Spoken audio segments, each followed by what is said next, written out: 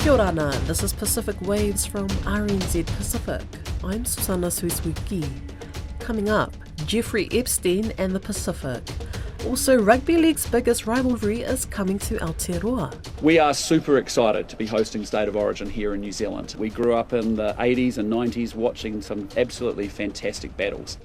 And I'm very happy. I'm proud of each one of the players and the management as well, behind the scenes, for their work today, and we got the dub today, so yeah. we unpack round one of Super Rugby Pacific. A preliminary check of the latest Jeffrey Epstein files identifies several notable appearances of Pacific Island countries. The US Department of Justice recently published around 3 million items of Epstein files as ordered by Congress. Johnny Blades has been scoping the latest files for Pacific Islands connections and joins me now. Talofalava Johnny, would you say the Pacific Islands are in the Epstein files in a big way? Kia ora, Sana. I think it's fair to say that the Pacific Islands don't feature in the files as much as some other parts of the world which were really part of Epstein's orbit. Like the islands region, he did a lot of his trafficking in was the Caribbean, and he moved a lot between the US, like New York, Palm Beach, and then Europe. He also had strong ties to Israel and is in fact suspected of being an Israel asset, but he didn't have a lot of ties to the Pacific. But we have to note that there are millions of documents in these files, emails, data sheets, photos, videos, and a lot of what the US Department of Justice has published in terms of these files is actually redacted, blocked out. It's a way of protecting people, but some critics say in the case of the Epstein files, the redactions have been made to hide the involvement of powerful people who were connected to Epstein or his trafficking. And unfortunately, the names of some of the victims of his abuse have not been redacted as they should have been, in order to protect them against further being traumatized and so forth. But yeah, in a way, there's relatively little in there about the Pacific. So in terms of Epstein's connections to the Pacific, what are the main areas that you've found in the files? I guess where Pacific people or places are mentioned in Epstein's documents and emails, often it's in routine daily news summaries or immigration or visa advice he was receiving, or in fact briefings about tax havens, including some in the Pacific. He was clearly really interested in the movement of people and wealth internationally across borders, and sometimes that intersected with the Pacific. But there is some stuff in the files which speaks more sharply to Epstein's way of life, his influential connections and the global nature of his trafficking. For instance, Tahiti is mentioned in various email exchanges involving Epstein, including with people who were actively on the lookout for young females. So there's correspondence with a guy called Jean-Luc Brunel, the late notorious French model scout, who actually later killed himself in a French prison while awaiting trial for charges including raping minors. But in an email with Epstein in 2013, Brunel asks about a girl from Tahiti that one of their mutual friends, a famous photographer, had photographed. And just a couple of months before that, the president of the New York Giants, Steve Tisch, asked Epstein about another female, perhaps the same one from Tahiti, who the late paedophile wanted him to meet, inquiring whether she was a working girl. Now, Tisch has not been charged with any wrongdoing connected with Epstein, we have to make that clear. But there seemed to be signs of a French Polynesian girl who had somehow got caught up in Epstein's connections. There could be more, and we should note Epstein's co-conspirator Ghislaine Maxwell was in Tahiti at least at one point, and she was later found guilty of grooming and trafficking girls for Epstein as young as 14 years old and found herself with a 20-year prison sentence. What about Epstein? Did he ever visit the Pacific? He appears to have visited French Polynesia a few times from 2005, sometimes staying in Bora Bora according to bank statements. But I guess thankfully for the Pacific, Epstein didn't come down this way a lot. Interestingly, his emails are full of instances of him reaching out to his mates, often sort of big tech people, asking them to come and visit him, and often he found that they were already holidaying somewhere, often in the Pacific. So, for instance, there's an email with Reid Hoffman, the founder of LinkedIn, in 2013. Hoffman can't come visit because he's off-grid in Papua New Guinea. Or a similar exchange in 2016 with the former Microsoft executive Nathan Myhrvold, who it turns out's in Rarotonga. So just some incidental connections like that. And Johnny, what other links did you find? Yeah, more incidental stuff, which I guess speaks to his massive wealth or again to his connections. So, for instance, he was evidently obsessed with Fiji water, the popular, natural artesian water products sourced from Viti Levu. He bought some cultural artwork from Papua New Guinea's Sepik region, and his assistants complained about the inefficiency of shipping it out via Air New Guinea. Epstein also emailed Donald Trump's former chief strategist Steve Bannon, who he was clearly close to, about the Marshall Islands plan to release its own cryptocurrency to serve as official legal tender. Crypto was clearly of big interest for Epstein. And even after he died, Epstein's reach was felt in the Pacific. There's the case of a Marshall Islands registered yacht that was docked in Palau in 2022, and the FBI believed it was one of Epstein's vessels, and they suspected it was being co-opted by a Russian oligarch in order to use Palau as a haven. So yeah, just a few of the connections to the Pacific in the Department of Justice's mass collection of files. Can we expect more files to be released? The US Congress still wants the rest of the files released, and it's said that there are 2 or 3 million more. Epstein leveraged his connections and wealth to build power and influence, and this also involved the interests of some very powerful people, and it's suspected some countries, including Israel and possibly Russia. So people want to know more about what's been going on, because the ramifications are still going on to this day. It's a huge story, and these files form the basis of a big set of scandals which touch on many parts of the world. And as we've seen, even the Pacific is part of that, even if it's in a smaller way. Exciting news for rugby league fans. A State of Origin match will be played in Eden Park in Auckland in 2027, following 3 years of high-level talks with the NRL and the Australian Rugby League Commission. It's expected that 50,000 fans will pack the stadium for the Queensland versus New South Wales match. Prime Minister Christopher Luxon and Auckland Mayor Wayne Brown confirmed the details of the match at a media conference on Monday morning. I spoke with Moana Pasifika Director Mulianga Jeffrey Brown and began by asking for his thoughts on the announcement. Oh, look, we're excited. It's great news for the game, but it's great news just for sporting in general to host a State of Origin in New Zealand, and in particular Eden Park. It's got the capacity of 60,000. Yeah. So, yeah, it's exciting. How, from a Pasifika perspective, how popular is Origin amongst our communities?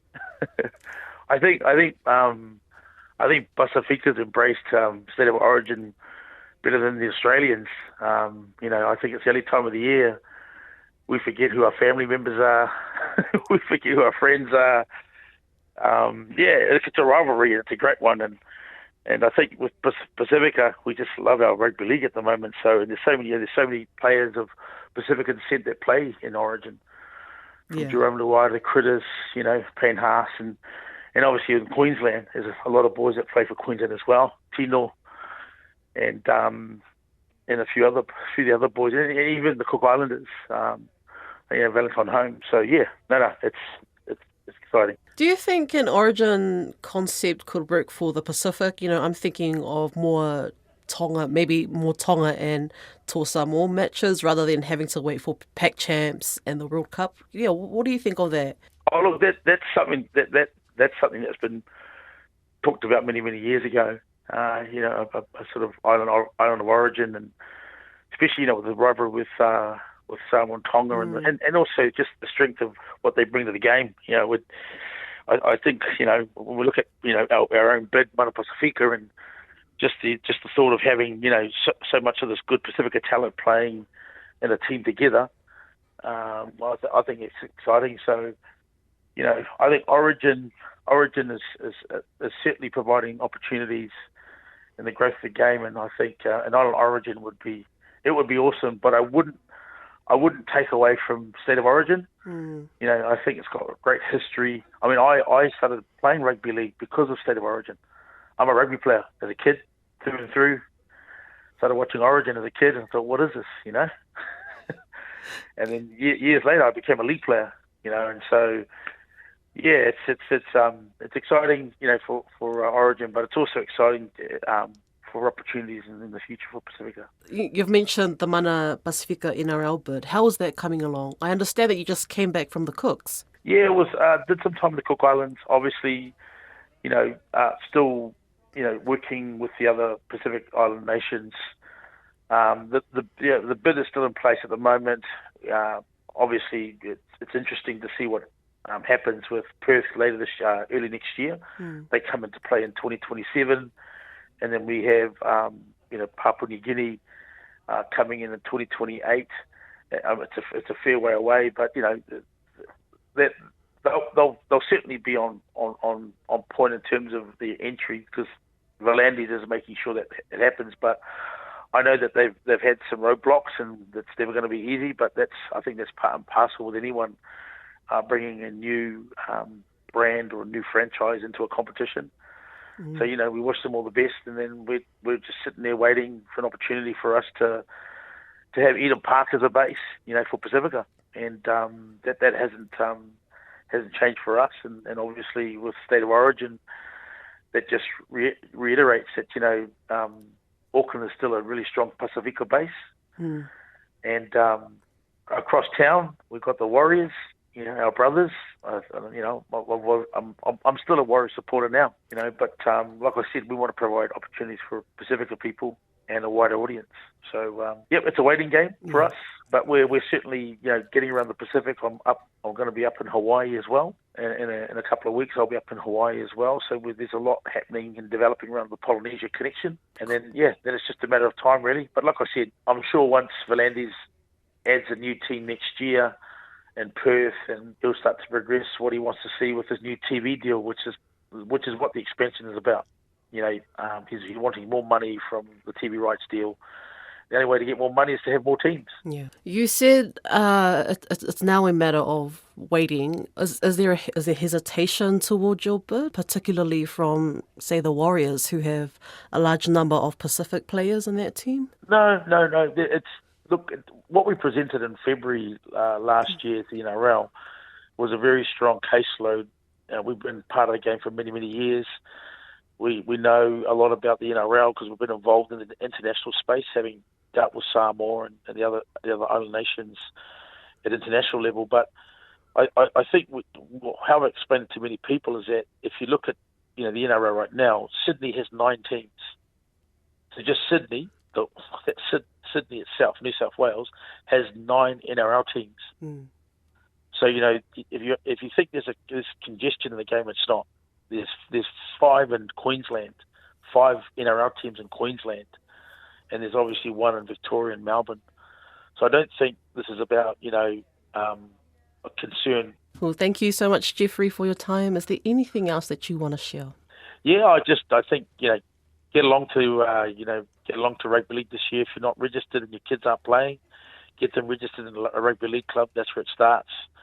And then from there, it's just like I said, looking forward to this, you know, the NRL kicking off next week, and especially just congratulations to the Indigenous and the Māoris for the game yesterday. So yeah, whakaya, mahalo fo'i, and look forward to, you know, the opportunities coming. What a weekend it was for Super Rugby Pacific.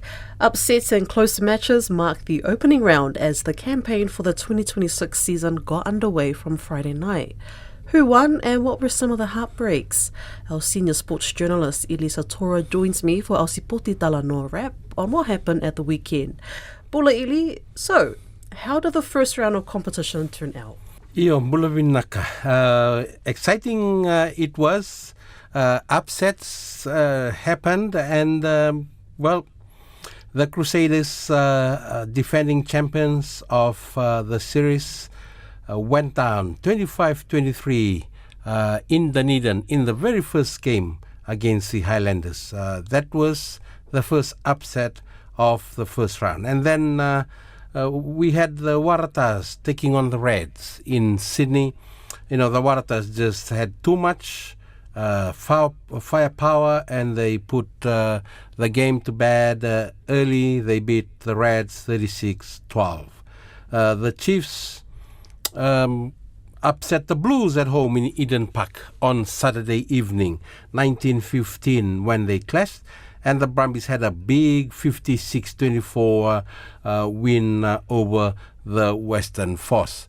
The main game for us, of course, was Moana Pasifika, claiming their first win in Lautoka in a tough encounter on Saturday, beating the Fijian Drua 40-26. And, that could also be termed an upset, especially for the Drua, since they have been consistently winning games at what they call the Fortress at Churchill Park in Lautoka. Yeah, just staying on that game, Eli, what were the reactions from the Moana Pasifika and Fijian Drua camps after the Lautoka clash? Well, on one hand, Glenn Jackson of the Fijian Drua was a bit disappointed. He said, the stop-start nature of the game with the water breaks being used, that kind of prevented the momentum for the Drua, trying to get into the game, and then suddenly they had to go for breaks. But, you flip it to the other side. The Moana Pasifika went through the same thing. But, Jackson, in saying that, then also praised Moana Pasifika, said that Moana Pasifika, started well, made use of their opportunities, and the Drua were basically struggling in their set pieces, especially in the lineouts, and they were not able to hold Moana Pasifika, who started with a bang and scored 3 tries within the first 20 minutes. Coach Falongotana Umanga said that the forward pack, led by Captain Miracle Failangi, basically laid the groundwork for them, and they managed to hang on. Drua came back. They chased them down. They were 7 points adrift going into the last 10 minutes.